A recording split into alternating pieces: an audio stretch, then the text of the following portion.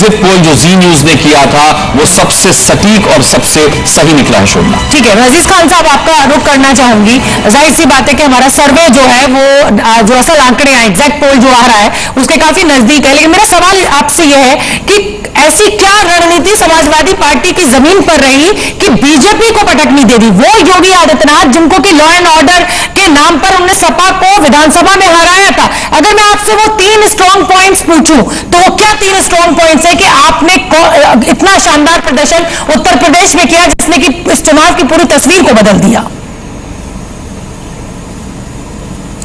देखिए शोभना जी, जो उत्तर प्रदेश का चुनाव रहा है वो बहुत जमीनी स्तर पर था। और सबसे पहली बात यह रही कि उत्तर प्रदेश में चुनाव पार्टी तो लड़ ही रही थी, साथ साथ जनता संघर्ष कर रही थी। आपने देखा कि 49-50 की डिग्री के बावजूद इतनी गर्मी, तपती गर्मी, और हमारे कार्यकर्ताओं को, हम अपने कार्यकर्ताओं को, साथियों को हम ला नहीं पा रहे थे। हम कोई बस मुहैया नहीं कर रहे थे, किसी तरीके का कोई सुविधा नहीं दे रहे थे। उसके बाद अब इस बात को देखिए किस तरह उत्साह लोगों में रहा। वजह उसकी साफ रही क्योंकि लोग बहुत तंग आ गए, लोग बहुत त्रस्त हैं। इसकी वजह यह रही कि आज बेरोजगारी चरम पर उत्तर प्रदेश में है। पलायन हो रहा उत्तर प्रदेश का तमाम बेरोजगार दूसरे प्रदेशों में जाने के लिए मजबूर है, विदेशों में जाने के लिए मजबूर है। वजह क्या है? क्योंकि उसके पास काम नहीं है।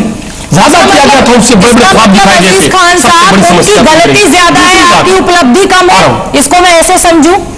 बीजेपी की गलती का फायदा आपको ज्यादा मिला है, आपकी उपलब्धि कम है इस चुनाव प्रचार में? नहीं।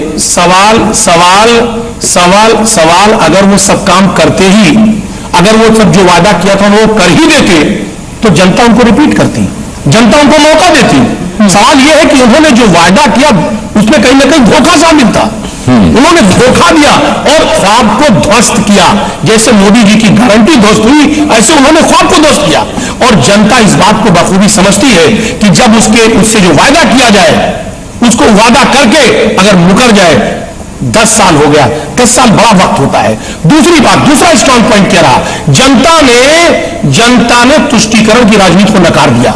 जनता हिंदू मुसलमान नहीं पसंद करती है, जनता नहीं चाहती है, वो कह रही विकास की बात करिए, हमारी समस्याओं में बात हो।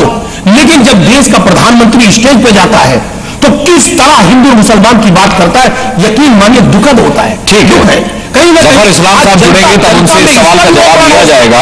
बेशक मैं धीरेन्द्र कुमार जी का रुख करना चाहूंगा। अब मैं अजीज खान साहब के पास जाऊंगा। अजीज खान साहब, अब सवाल ये उठता है कि वो कौन लोग होंगे जो कल आपको ज्वाइन करेंगे? मल्लिकार्जुन खड़गे साहब ने कहा कि कुछ नए साथी जुड़ेंगे, और कल जो बैठक होने वाली है, क्योंकि सिंगल लार्जेस्ट पार्टी होने के नाते भारतीय जनता पार्टी को आमंत्रित किया जाएगा सरकार बनाने के लिए, तो पहला हक उन्हीं का होगा। अगर वो बहुमत सिद्ध कर देते हैं तो वो सरकार बना ले जाएंगे। तो कल की मीटिंग का एजेंडा क्या रहने वाला है इंडिया गठबंधन की? क्योंकि अगर वो सरकार बना ले जाएंगे तो आपका एजेंडा अगर सरकार बनाने का है तो फेल हो जाएगा। अगर आपका एजेंडा सरकार बनाने का नहीं है तो फिर एजेंडा क्या है? कुछ इस पर रोशनी डाल पाएंगे? देखिए अनुराग भाई, 2-3 बातें हैं। आपने कहा कि मीटिंग होगी और मीटिंग में कौन लोग आ सकते हैं। आपने देखा कि इस देश में तमाम पार्टियां ऐसी हैं जो आज हमारे साथ नहीं है, लेकिन वो सेकुलर है। वो देश की तरक्की में उनका अहम रोल है। और मुझे लग रहा है कि जो लाइक माइंडेड है, कहीं ना कहीं उनकी विचारधारा हमारी विचारधारा से टैली करती है।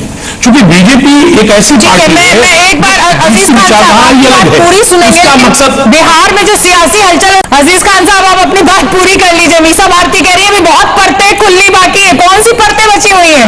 चाचा ने ये भी बोला।